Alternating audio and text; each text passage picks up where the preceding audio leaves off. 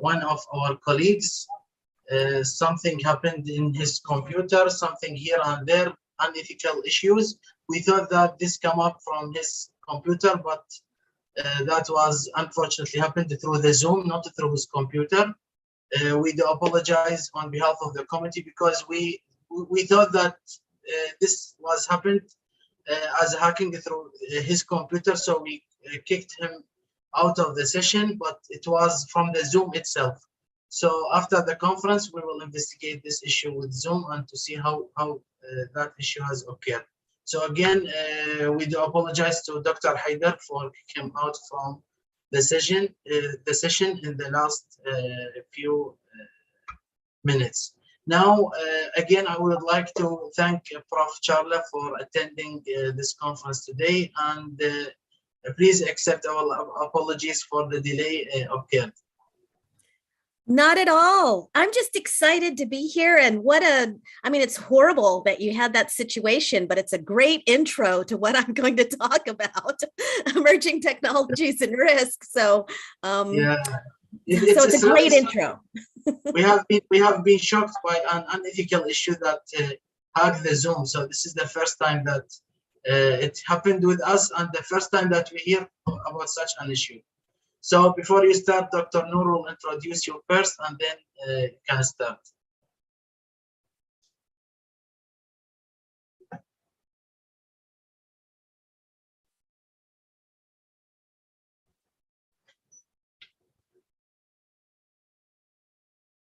Noor, you can start. It's my pleasure to welcome Prof. Charla Griffy-Brown, our keynote speaker. Prof. Charla is a tenured full professor at Pepperdine University who has trained hundreds of executives in the areas of business innovation, leveraging digital systems, analytics, and optimizing cyber risk. She is a seasoned board member and currently serves as a director on 2 corporate boards and 2 non-profit boards, as well as the California Technology Council. Charla has worked with business leaders and executives to deploy a risk-based approach cybersecurity, working with the leaders in organizations such as Johnson & Johnson, Paramount Pictures, and Nintendo. Her research on emerging technologies, digital innovation, and risk has been funded by a Denny endowment as an SAB University Alliance grant, the Pacific Telecommunications Commission, the Rothschild Research Endowment, and the Graziado School of Business Funds for Excellence. She is the editor-in-chief of the international journal Technology in Society. At Pepperdine University, Charla is Associate Dean of Executive and Part-Time Programs at the Pepperdine Graziado School and Professor of Information Systems and Technology Management. Dr. Griffy-Brown graduated from Harvard University, is a former Fulbright Scholar, and holds a PhD in Technology Management. From Griffith University in Queensland, Australia, Dr. Griffy-Brown also served as an Associate Professor at the Tokyo Institute of Technology. During 2012, she served as a visiting fellow in Tsinghua University in China and Aoyama Gakuin University in Japan. In 2017, she was a visiting fellow in Jyväskylä University in Finland. She was an invited guest speaker for the U.S. State Department in the area of emerging technologies and development. She has also worked with NASA, the European Commission, and the UN Global Environmental Facility. Her keynote speech entitled Making Better Risk Decisions in a New Technological Environment. Prof. Charla, the mic is yours. Thank you so much for that, that wonderful introduction. I am going to share my screen and jump right in so that we can just take some time to breathe into this topic. And I again want to thank the organizers and all of those who are working on this important conference, and I'm so grateful to be a part of it. So what I'm going to do is move quickly since we're a little behind time, but feel free afterwards to reach out if you want to get in touch with me, if you have any questions, if there's anything I can do to help you. I know Mustafa has all of my contact details, and I'm happy to leave them in chat as well, should I be of some assistance. And this is just a quick roadmap. I want to just introduce everybody to cyber risk, even though we just experienced it in Zoom, talk about some of the challenges, interventions to address these challenges, and then present a risk-based approach, which I think will help us all as we move forward. It's critically important to understand that risk and agility, I believe, are the key concepts of the next 100 years. Last century probably revolved around quality. There were other issues that were important in the business world, but I suggest that risk and agility are the two we're going to have to really focus on as business leaders, practitioners, and scholars. And technology acts as either an amplifier. It can amplify our ability to address the problems we face, or it can amplify the problems. It can accelerate our ability to address the problems we face, or it can accelerate those problems. So we have to manage the associated risk carefully. And I have an orchestra. Actually, my daughter's in this. This is the Itzhak Perlman Hall at Carnegie Hall.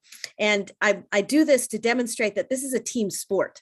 We have to work together as a team in order to address the risks that we're facing. And I want to present some ways that we can do that. First of all, to understand cyber risk, it's imperative that we change our mental model. We used to think about risk in the digital space as something like a castle with a moat, right? When it came to enterprise architecture. Was all about defending a perimeter. But what we've really done with enterprise architecture is more akin to creating a city, okay? So we're protecting an environment that no longer has a perimeter, and we have to swing our thinking in terms of risk with the pervasive new technologies that we have and how we are constructing the world around us. So this is just a stylized look at where we started from. And you know, in a much simpler world, we had our database systems, our application layer, our web layer, and that we monitored north-south traffic. That's what we did. But what really happened, particularly with the movement to the cloud and all of the technologies we have around us, including the Internet of Things, new sensors, and a pervasive need for agility, and in our digital world, we have what we call the agile data center, right? It's much more complicated. And you'll notice that we have those same layers, but now we have a different type of architecture where there are virtual machines that belong to other organizations, and we no longer have visibility into those. So this creates this kind of city that that we're dwelling in, and this is the driver of some of the new approaches we need to take. And fundamental to all of this is the increased attack landscape and increased opportunities for business and smart cities and e-government and all the rest of it, but it creates an environment we have to secure. So we have seen a lot of changes. And in fact, these are just a few when it comes to cost and spending. Everybody here has probably experienced some type of cyber anomaly or cyber problem, including what we call Zoom bombing or Zoom hacking. And a lot of this, as I'll discuss briefly, has arisen in the increasingly complex world we created during COVID, which was even more digitally transformed and increased the attack surface even now. Global spending, at least, because a lot of cyber problems are unreported, at least 145 billion a year. Cumulative spending, we're talking trillions of dollars. And in fact, I would suggest that data, which is the new oil, it has become leveraging this data illegally has become a $1 trillion industry that is larger than the illicit drug trade. It's enormous. The attack surface has increased, the volume and speed of attacks has increased. And I can show you some sites if we have time that demonstrate this very clearly and visually. So let me make sure I can turn. This is just to let you know that we're not dealing with individual hackers. We're dealing with global criminal enterprises. And if you go into the dark web, you can see how these align. In the classes I teach, we pay very close attention to that. And we published a research paper, I and some colleagues, a few years ago, in which we actually had venture capitalists and angels take a look at these business models, not knowing they were illegal, to see if they would fund these business models if they made business sense. And they would. They were the global criminal enterprises. They have very strong strategic ideas, attempts to monetize all aspects of fraudulent behavior. It's completely borderless. There's a lack of focus on practices for really dealing with public and private sector entities and the collaboration between those and across borders, no prosecutorial consistency. And, governments are really unsure about how to respond to this or equip the institutions within their domains to respond better. So this is how things have evolved over time from way back. And I don't know, you probably can't guess my age because we're on Zoom and we have lots of filters, but if you could, 1996 does not seem that long ago to me. And yet back then there was, national capability. There was this thinking that, that capabilities within the commercial sector would develop, and it was primarily individually driven. We didn't have these enterprises, these global cyber criminal enterprises driving this. All of that has changed. Most all major developed nations have cyber exploitation and attack capabilities. It's we've seen this most recently across the global landscape in the conflicts that we've seen even within the last few months. Hackers and cyber criminals no longer are the main threat, as I mentioned, and this is a routine part of our vocabulary. Every day we deal with this type of risk and problems, and yet as enterprises, as governments, as individuals, we have to find ways to navigate this. And it's really clear that this is not a technology problem. This is a people, process, and technology problem. And we have to reframe our thinking into cyber risk. That's what we have to do.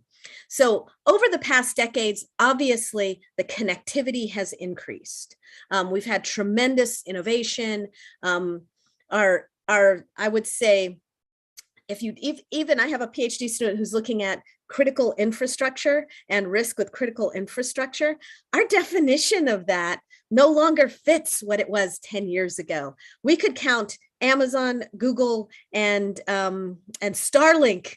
Those are all private enterprises, all publicly listed, but still, these are enterprises, not government, and they are critical infrastructure. So all of our definitions are changing, and our strategies have to address that in terms of how we look at risk.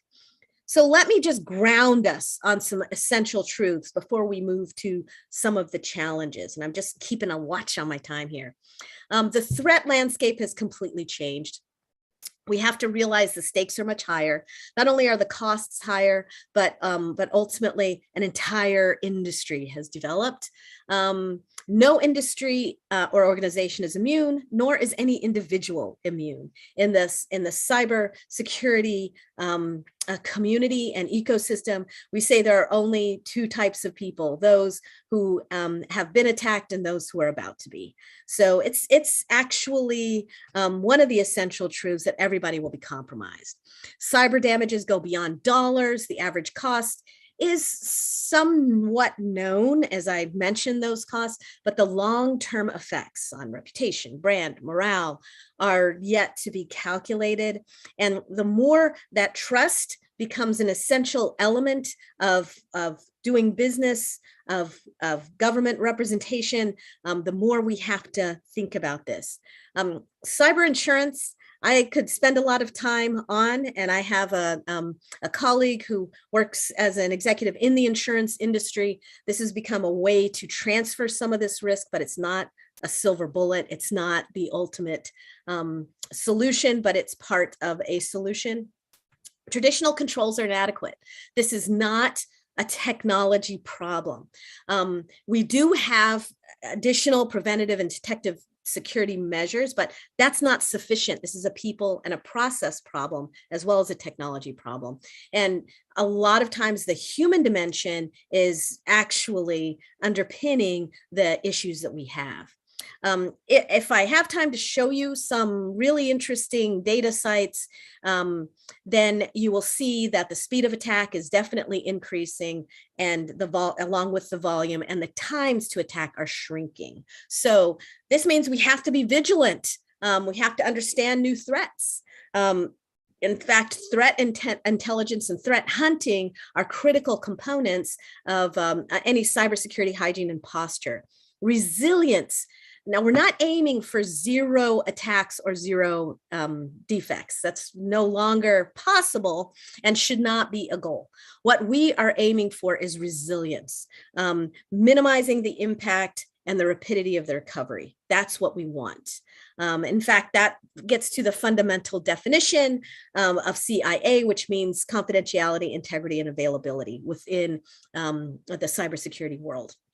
So everything can't be protected equally. We have to set priorities. So we have to always look at the value chain, high-risk individuals and events, and we have to ask questions, really good questions in this area. And we can use different models. If I had time, I would talk about value at risk, risk-adjusted rate of return on capital. Those are some of the tools we need to use for planning, budgeting, tracking, and reporting. But we really have to talk about the people and processes, which is the risk-based approach I want to discuss with us.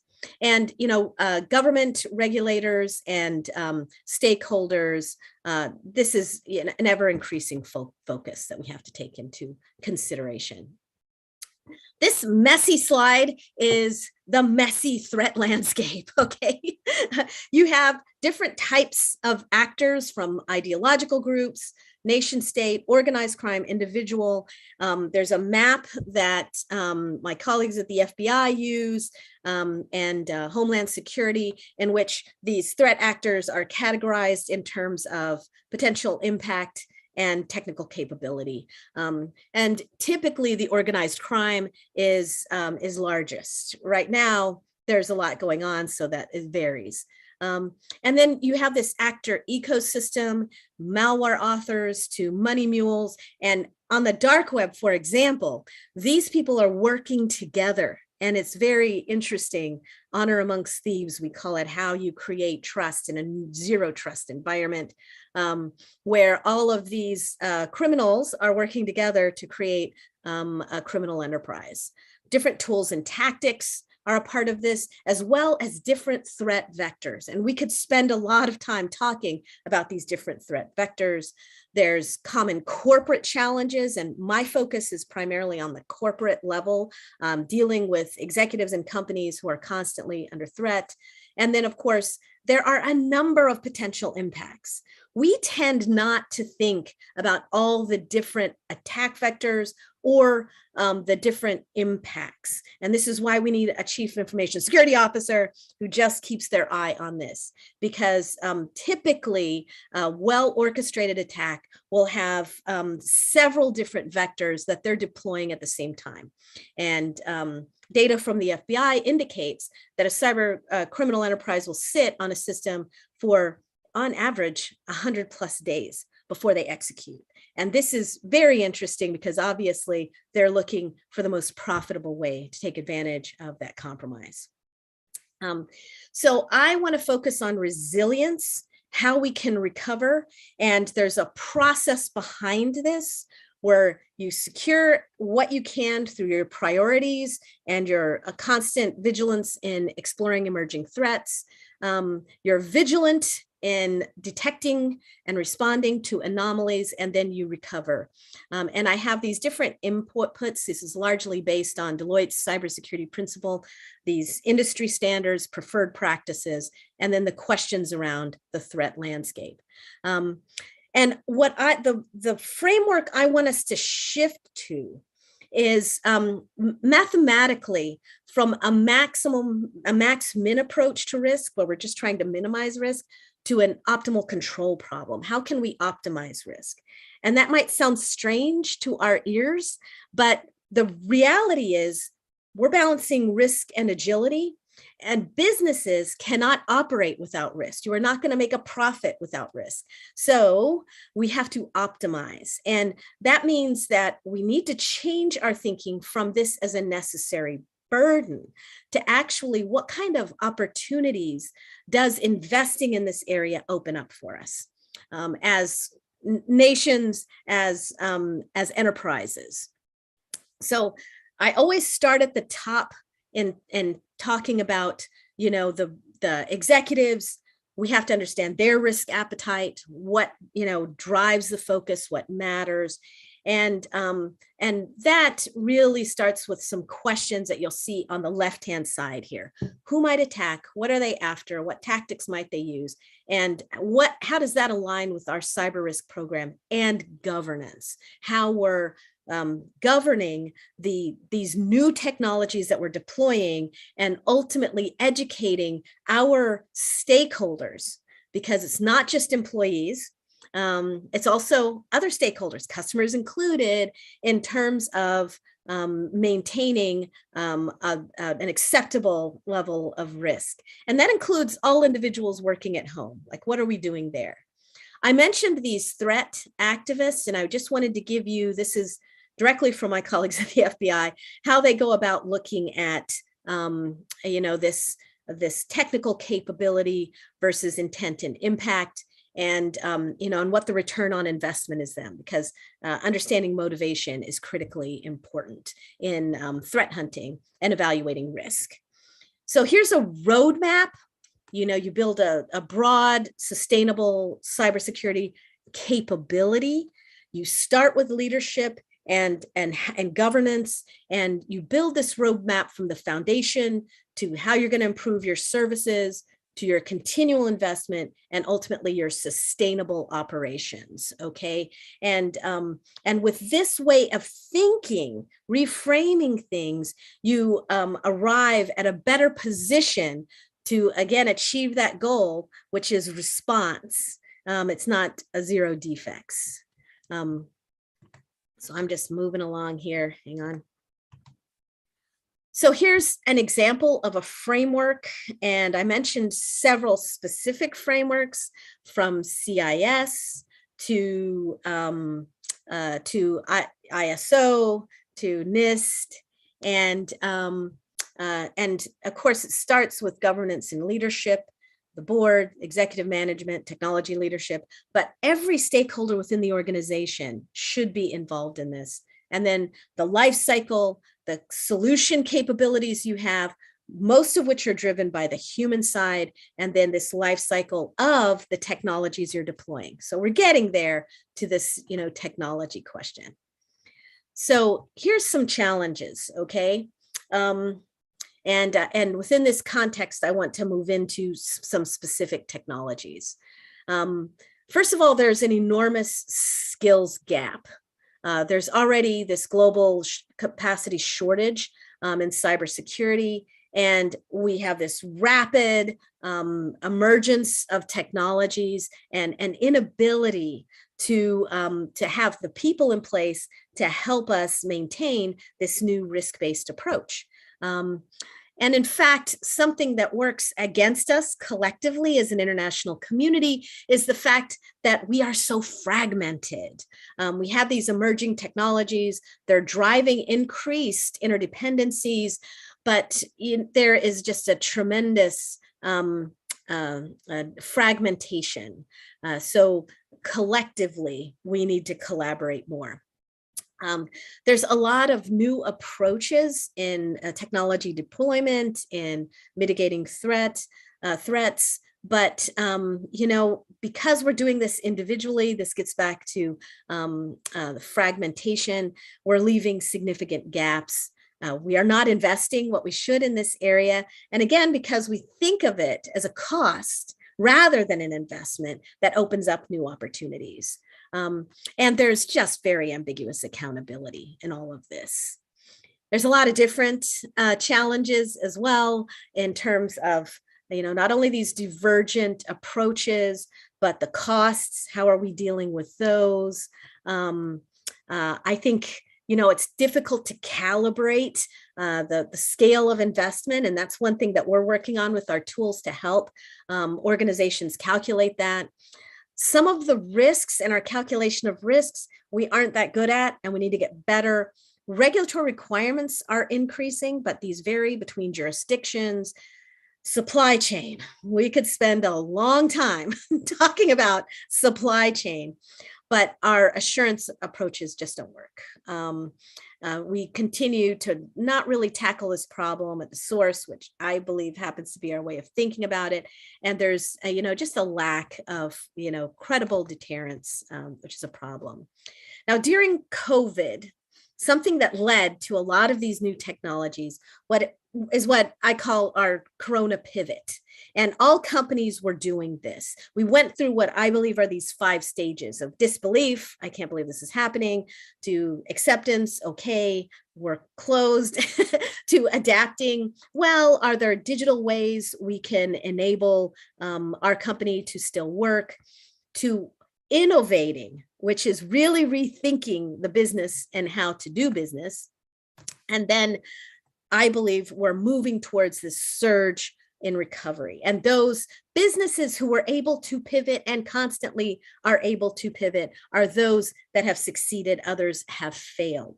Now, what that means in terms of our risk is that we have rapidly deployed a lot of technologies, from artificial intelligence, in our customer focus, in our all elements really of our organization. I believe that everybody has used artificial intelligence today, whether it's in your mapping, whether it's in, maybe the platform you use for watching shows.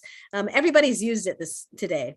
And yet we still haven't developed an approach which enables us to deal with the associated risks or even calculate them well. There's ubiquitous connectivity now with IoT, and we have this growing interdependence, creating an increased attack surface of high value shared resources. And again, our approach is inadequate, primarily because we've been thinking of this as a technology problem. Digital identity. Again, we could spend a long time talking about this, but we really have deployed a lot of technology in this regard, but we haven't really thought about the associated risks, but cyber criminals have. And there's blockchain.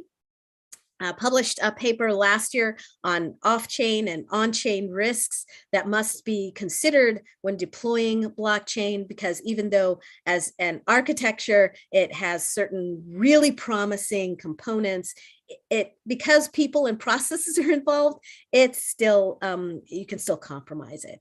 And in August, I and some co-authors will be talking about cyber biophysical, an area that's rapidly opened up in emerging technologies is this area, because now all of our health has been transformed, our health services, our health care, it has been rapidly digitized. And this connects also with digital identity and some of these other things.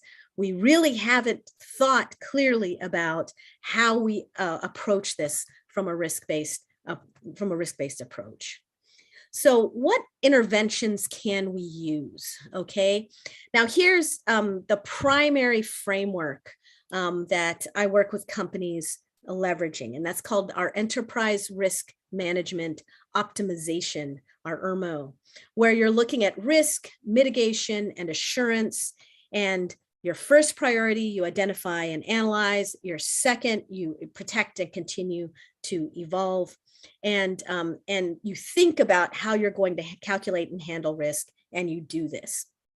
There are 8 steps, and I don't see on the slide where I included the paper that we published where we go through all these steps, so I'm happy to share that, where you move from, your logical classifications all the way through to how you're going to administer and monitor, and how you're going to think about, am I going to hold this risk and pay for it? Am I going to transfer it? What am I going to do about these risks? And that's the way that we think about it. Now, a fundamental element of this approach, now let me make sure that I get it all. Yeah, a fundamental element is that we have deployed in organizations a process for thinking about risk, where you have your logical classes, your exposures, your perils, your impacts, what kind of risk controls you're using, whether you're categorizing things that may happen as a direct or indirect loss, and then how you're implementing those controls across the organization. And now I want to show you a way of thinking in which we're not just talking about minimizing risk, we're talking about reward. We're talking about this optimal control thinking where an investment is going to open up opportunity. So what I showed you before was this process for risk management. This is the process for what we're calling reward management. And you'll see that there's some similarities. You prioritize the reward, you grow and sustain the organization. You again are looking at logical classes, stakeholder variables, opportunities, impact, reward controls, direct gain, indirect gain, and how you're going to implement this. Now, this is a new way of thinking, but it enables companies to really begin to calculate how much they should invest for a certain return on investment, rather than what has been the problem, which is how can you calculate the value of preventing something from happening, right? That's a really hard financial decision to make. Now, in all of this, executive sponsorship is absolutely the key to success. And these are the questions that executives should be asking. And if you're working with companies, you should be asking, are we focusing on the right things? Do we have the right talent?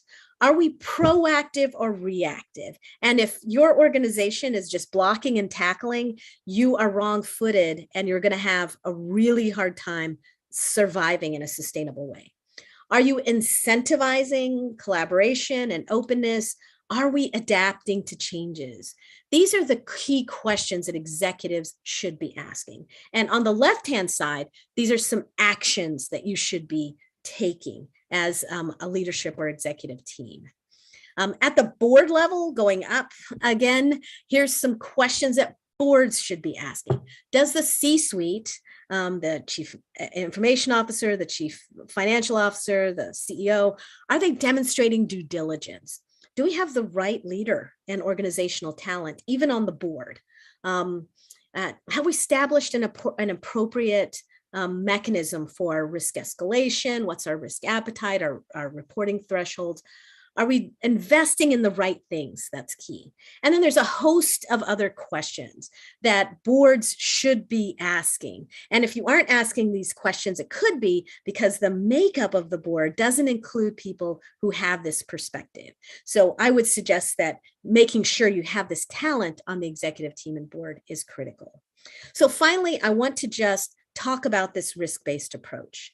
Now, I showed you these 8 steps for risk and reward and how to think about this enterprise risk management model, although I breezed through it pretty quickly. But here's just, you're looking at upside risk and you're looking at downside risk. What does that mean? Well, upside risk is opportunity cost. If you don't deploy this technology, what might you lose financially? Maybe it's something as simple as deploying a certain customer relationship management system. There's a risk of not doing that, in addition to a downside risk of the problems that could occur. And these are the things that IRMO helps us calculate, okay? Our upside risk, which is the reward, and our downside risk. So upside risk, you're searching for opportunities and evaluating the opportunity cost. Your downside risk is all about mitigating negative events. And the optimal control piece of this is optimizing those two things. Now here's the extended risk-based approach, where you're looking at your process, your software, and your hardware. And you're looking at a total life cycle for all of these. And here you can see, say, for example, you are looking at supply chain. This could apply to both the physical as well as the cyber. So the hardware as well as the software, and then your processes, everything from onboarding to ultimately what you're deploying, your operations and security management. Government plays a key role in all of this, and the community, the ecosystem has to prioritize this as something that's important. Industry and government leadership is critical, and the international community and how we respond is important.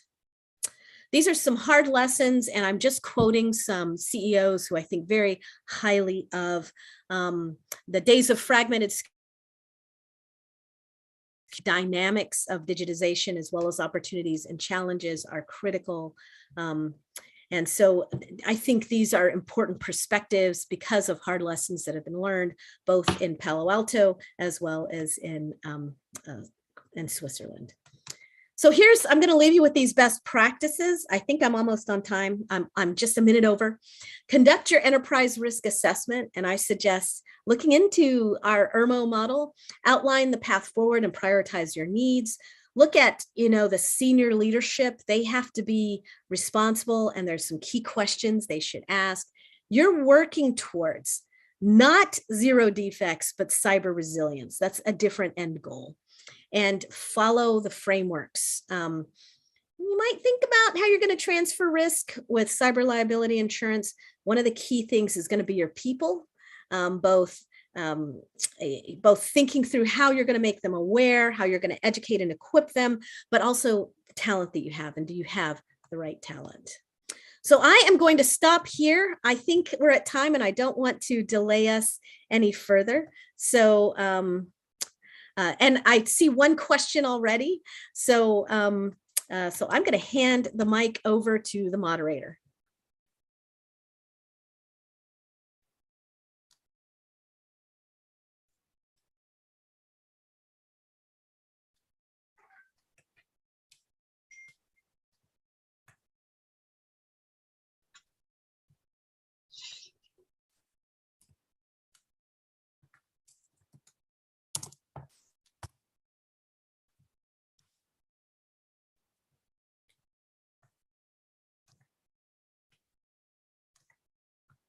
I'm happy to, if there's time, I'm happy to answer any questions. I know there's one in the chat, so let me know if I should dive in and answer that, or how I can best be helpful.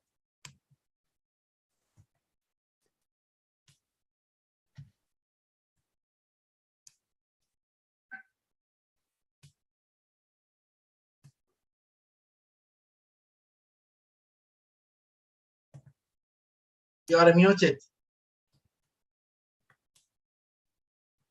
Okay, Prof. Charla, the question, it's from Abdulrahman Jilal.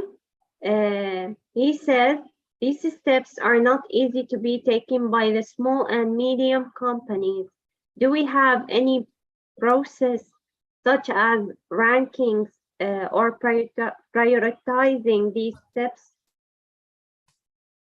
This is a great question. Thank you. What about SMEs? You don't have the resources oftentimes, and you don't have the, maybe the talent or capabilities to take this on directly. First thing I would suggest is the simplest framework, and that is CIS 20, which has now been reduced to CIS 18. And I put a link in chat, which leads you directly to kind of an explanation of these controls.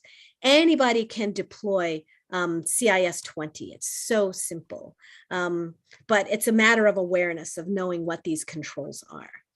There are also different ecosystems and communities which are designed to help SMEs. Look for those and become a part of those. You can also connect with larger organizations, perhaps you're part of a supply chain, who can also assist. So in Los Angeles County, which is enormous, and in Orange County, the mayor of LA has a cyber labs. And that mandate is primarily to assist SMEs, because cybersecurity in the ecosystem is only as strong as its weakest player. We're playing a different game. And I'll give you a metaphor that I like. We used to be playing something akin to basketball, I think. And in basketball, if you invest in your strongest player, you can create a winning team, a winning champion. But the game that we're playing now, and we've certainly learned this in COVID, is soccer. And in soccer, if you invest in your strongest player, it's not really going to help you out as much as if you invest in your weakest players. The game of soccer is really a game in which you invest in those players. That's how you can create a winning team. So I would look at CIS 20, and I would also look for players in your ecosystem who might be able to assist at zero to no cost, or who are just there. So I hope that answers your question. Thank you for asking it.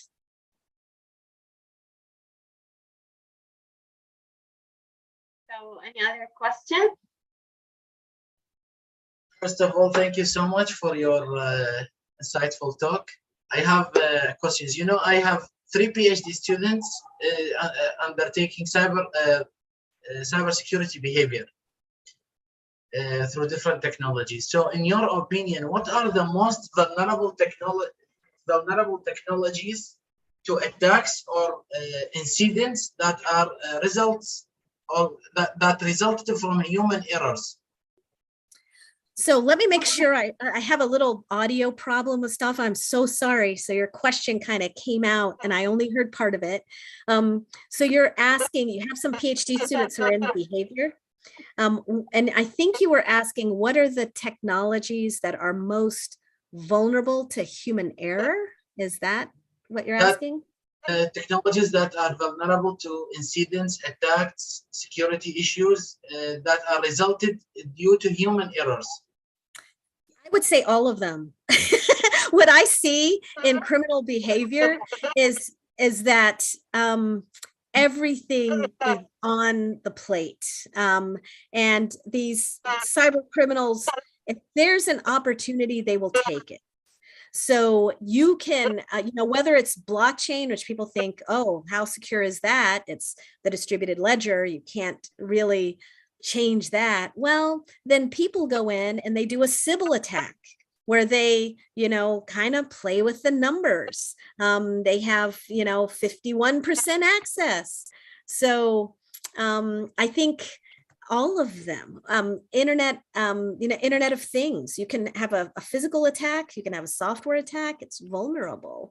And this is the thing, people, cyber criminals are opportunistic. So it doesn't matter the technology itself. I think what we might do if we frame this in terms of what technologies are most vulnerable is we set ourselves up for missing gaps and what this other mindset thinks. Because remember, I truly believe, having spent time with law enforcement, that cyber criminals think differently than we are. We would not look at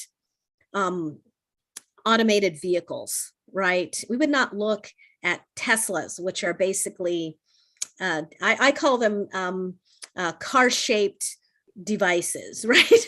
Car-shaped internet devices. We would not look at them and see something we might weaponize. But cyber criminals look at them and think, how can I make this thing stop? How can I use it differently? How can I create chaos by making the horn just honk? How can I, they look at things very differently. So it's all on the table because we're dealing with people. I would be hesitant to rank technologies as more or less vulnerable because of people. and the more vulnerable I might think something is, someone else is going to look at that and say, how can I use that differently? And I have you might check out, I have a friend who has the Internet of Things Hall of Shame. And the Internet of Things Hall of Shame is a list of vulnerabilities in different technologies, just to put it out there so that people will fix it, right? And one of the things that that he has hacked is light bulbs. And you might think, why would you do that? Well, maybe you want to just get people to focus on something else as a distraction while you do something within their system, right? Or Roombas. We wouldn't look at this little robot cleaning our floors as something that is necessarily a vulnerability, but it can be used to map interiors, and that's how it's been used. So I would say our mindset needs to move away from the technologies and towards what you're talking about, which is the behavior of people. And that has to be an essential part of this risk-based approach. Yeah, that's correct. I would also like to extend this session a bit, since your talk was about cybersecurity behavior. Maybe I would like to share some of the I cannot share the main results of. We have 2 systematic literature reviews about cybersecurity behavior, and we noticed that most of the technologies that are vulnerable to incidents, attacks. That's why I asked you what could be the opportunities for us as research directions. So we noticed that social media, the payment systems related to the banking sector, mobile phones, including smartphones, tablets, these are the most vulnerable technologies to attacks and incidents, and that are mostly studied from the perspective of the human behavior. So those that or would like to work on the cybersecurity behavior can work like on the technologies that you have just mentioned, like the IoT, the blockchain. That would be a good idea to be like. Yeah, I think we tend to see things in terms of people. So social media, people. Problem, people, right? Whereas when it becomes to this technology, primarily because a lot of people don't understand it, we tend to think, oh, well, that's got to have a technical solution, when it's all people. Correct. Yeah, even when you work with the cybersecurity behavior, the first thing that to motivate the reader, you will say that these issues happen due to the human errors. This is the first issue that you would like to signify or to determine why this study is important. So it's a result of human errors. And human intent. One of the things we have to recognize is the dark side of humanity. And this is awful. But I think, and good people, like everyone who's here, we just don't think that way. We don't think that way. And so somehow we have to gain that capacity. And I just saw Dr. Hussein, I think, has a question. Assalamu alaikum and good evening. How are you, Prof? Thank you very much for your very informative and knowledge sharing. Prof Charla, I'm so happy to listen to you. And I went through all slides that you presented about cybersecurity, start from prioritized and risk assessment. And one thing that you attracted me is supply chain risk assessment. I came from technology management, my proficiency and PhD in technology management, and my research interest in supply chain management and logistics. Here, when we talk about supply chain management, one question comes to me when you mentioned that supply chain management systems could be attacked. We need to increase the cybersecurity for supply chain management systems. based on as supply chain management flows, three flows: information flow, financial flow, and material flow. Within the process of financial flow or information flow, started from suppliers up to in the customer. In your experience, what is the most part that need to take assessment and to take much care to increase the security? Wow, this is a great question. Thank you for asking. And I don't know whether I'm going to have a satisfactory answer because our supply chain is a mess. We created an exorbitant level of complexity, and complexity is really the enemy of this risk assessment. The more complex something is, the more difficult it is to not only evaluate risk, but to put in place controls. And as you pointed out, there are these multiple layers, and each one is actually vulnerable. And in some ways, you can use one to get to another, or you could have an attack which is basically hitting all three at some point, right? And so while people are focused on whether it's the information flow or people are focused on the financial flow, then you're grabbing the other, then you're taking advantage of the other. I think we have to, perhaps one approach is to be more systematic. And I don't have a good solution here, except I think we need to go back to supply chain and think about everything almost from the granular project management perspective in evaluating risk. And with each of those layers and levels we're using, think about the risks that are associated with each one of those. And then there's going to be some cumulative risk as well because of the complexity. This is not an easy thing to address at all because of the layers of complexity. One thing that I have found is that ecosystems and enterprises which are simpler are not only easier to protect, but more resilient. Let me give you just a really simple example, because recently I was in Europe, and just looking at their agricultural innovation and their agricultural supply chain, it's much, much simpler in most places than you will find in the US. There's a lot of farm to table. It's very domestic. That has had a positive impact on their ability to not only secure their agricultural and food supply chain, but also prices. So it turns out that the way that we thought about supply chain was, we have always been thinking, and we have all this literature around it, that and in good times you're going to increase speed, in bad times you're going to decrease cost, right? and so we've been like tuning the dials on that for a long time. That has created tremendous complexity, and we've realized that this is insufficient, not only for a resilient supply chain, but ultimately for the pricing at the end.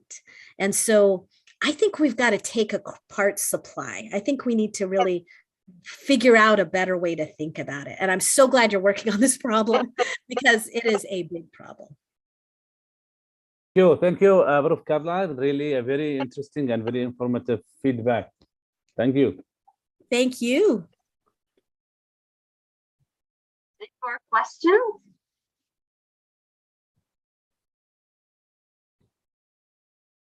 I think no one has any more questions. So thank you so much, Prof. Charla, for the fruitful presentation. It's so inspiring. And on behalf of the organizing committee, I'd like to thank you for the time dedicated for this talk. We hope that you will stay with us in the next few minutes to attend the closing ceremony. I'm honored and delighted. Thank you for the opportunity to be with you. Thank you so much.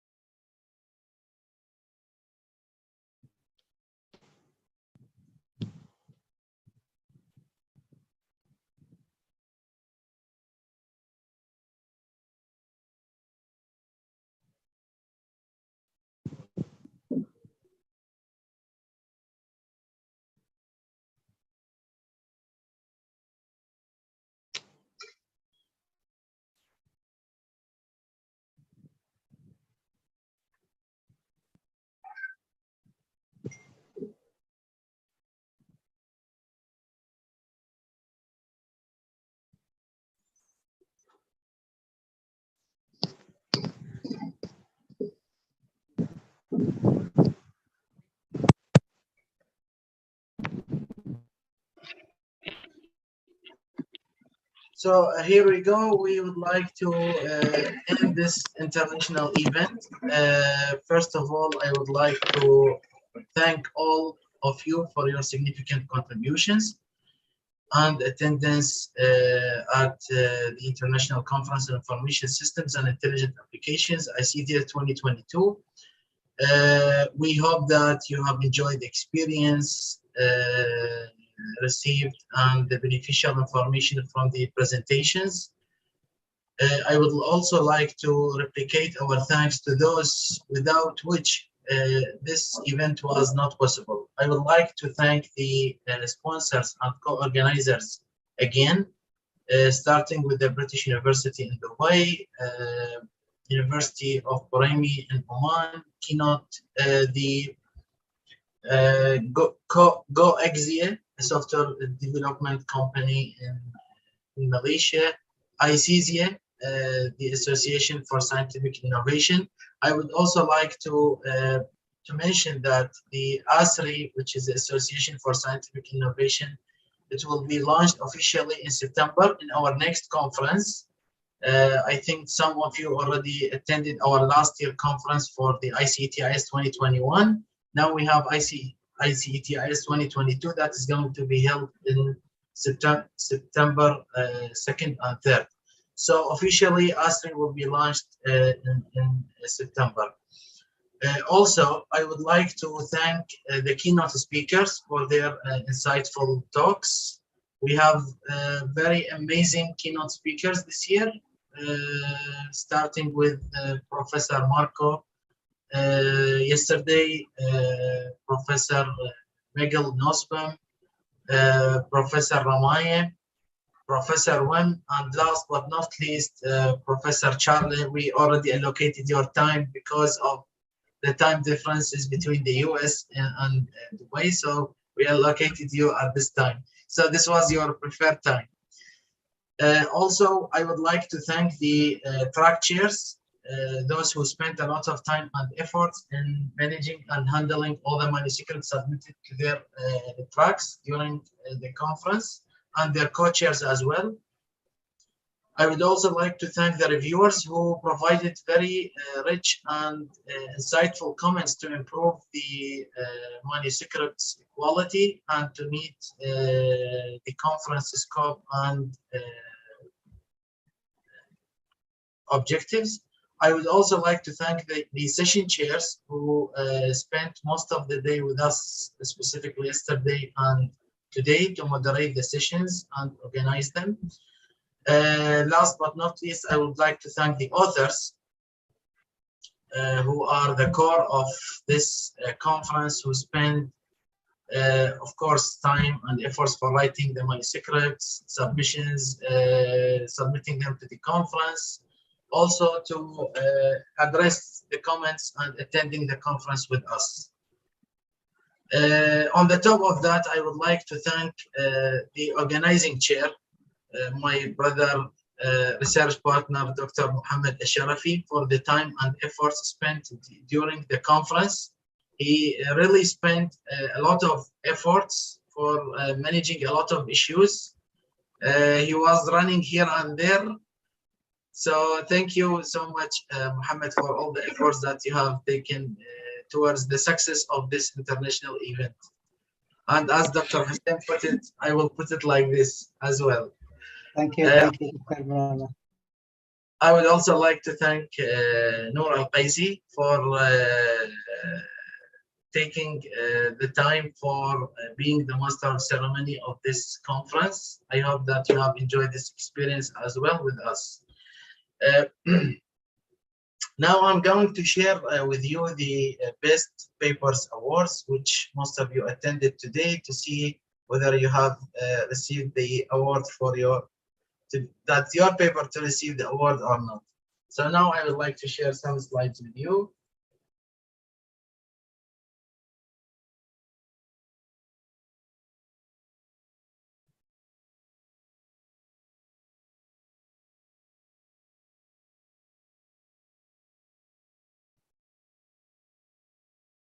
I think it's shared, right? Yeah, before I start announcing the best papers awards, I would like to tell you the criteria that we have followed to select these papers. So there are several points that we have taken into consideration to select the best papers awards. First, based on the reviewers' comments and their rates in the EasyChair, that was one of the criteria taken into consideration. So the reviewers' rates during the review process, plus there was a form sent to the session chairs during the while moderating the sessions. So the session chairs already played significant role in selecting the best papers awards, and then our role as the editors of the book that is going to be submitted to Springer. So there were three corners. One is the reviewers, one is the session chairs, and one is the editors ourselves that we have judged based on the criteria that we have received. So there is no subjectivity in the selection of the papers. I would like again we have as you know that we have 6 main tracks in the conference.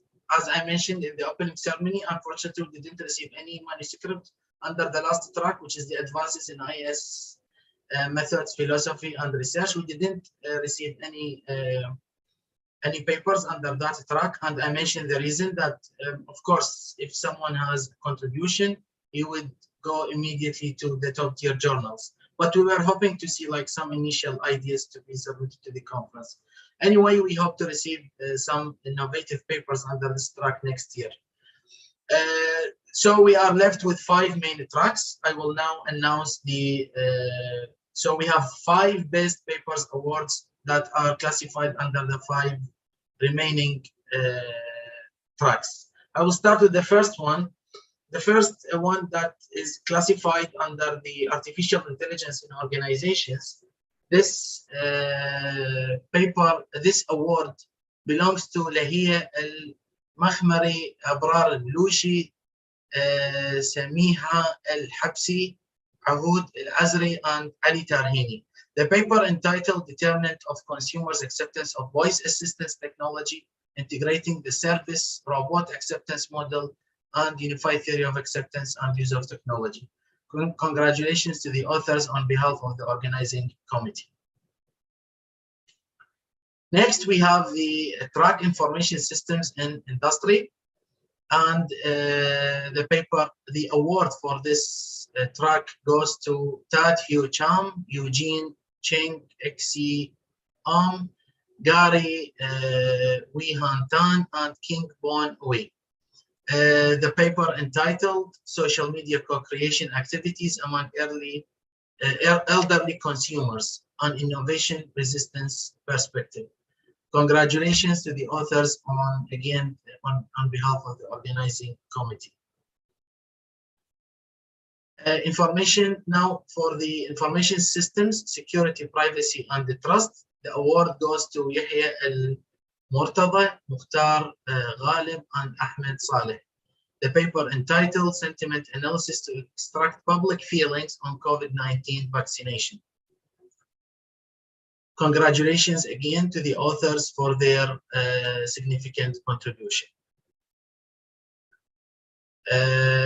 For the HCI track, the award goes to Ahmed F.S. Abulahiyya, Noor Hayza Binti Kharuddin, and Muhammad Hisham Muhammad Sharif.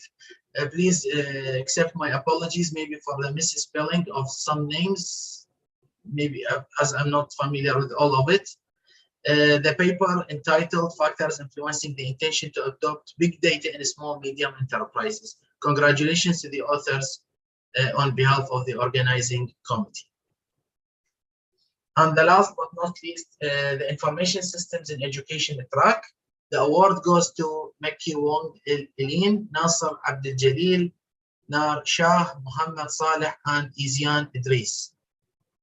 The paper entitled Dropout Early Warning System in Malaysia's Primary and Secondary Education, conceptual paper. Congratulations to the authors once again. Thank you so much.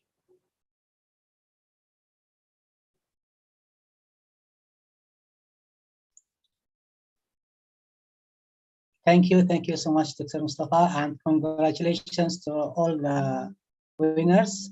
I just want to make a note of the certificates for all the authors have been sent to their email. Just they need to fill out the evaluation form, and they will get the link to their certificates directly. Thank you so much, all. Also, I would like to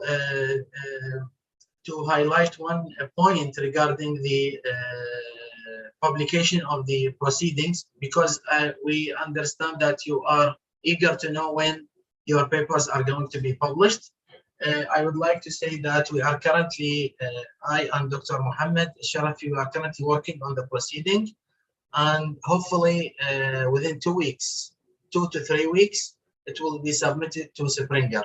And once it will be submitted to Springer, we are expecting to be published between like 3 to 4 months. This is the estimated time for publications, because we have around 60 plus papers around that fall under 700 pages. So usually the estimated time from our experience with Springer from the last publications in conferences and edited books, it takes around 3 to 4 months, so that you will like to feel confident, because we know that you will be eager to know when your paper is going to be published. We'll start receiving emails. So instead of that, I would like to announce this for all of you. I wish you all the best, and we wish to see you, all of you, next year as well.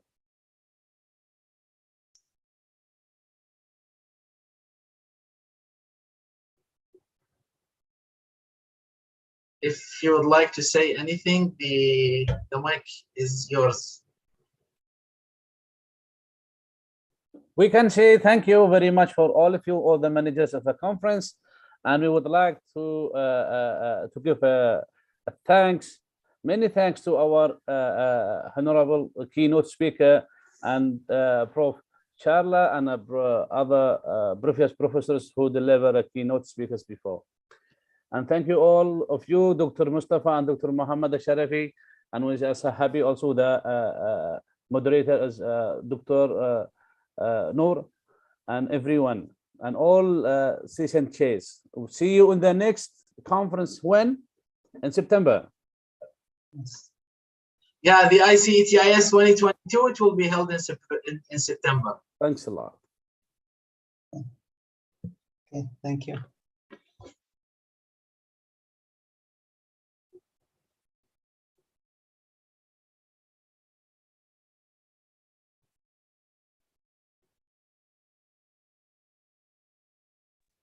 Thanks, Dr. Mustafa. Thank you, Dr. Akram, for your efforts. You spent a lot of time. Yeah. Thank you so much. Okay. Thank you, Dr. Ashrafi, Dr. Noor. See you again. Dr. Kasim. Bye-bye. Assalamualaikum. Alaikum salam. Thank you so much.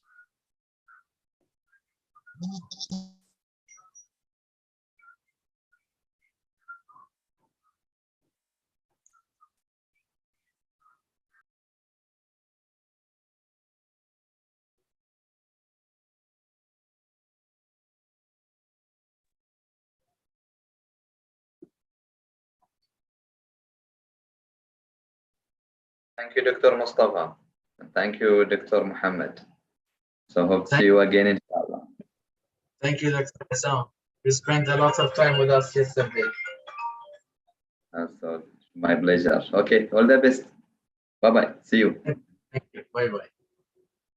Oh, I thought Dr. Hassan is speaking. This is Dr. Qasim. So that's good. I raise my hand.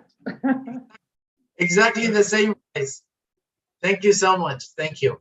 Thank you, Dr. Qasim, for your for being as a reviewer, as a track chair, as a session chair. Thank you so much. My pleasure. My pleasure. My pleasure. Thank you. Okay. Bye-bye. Hope to see you again. Inshallah.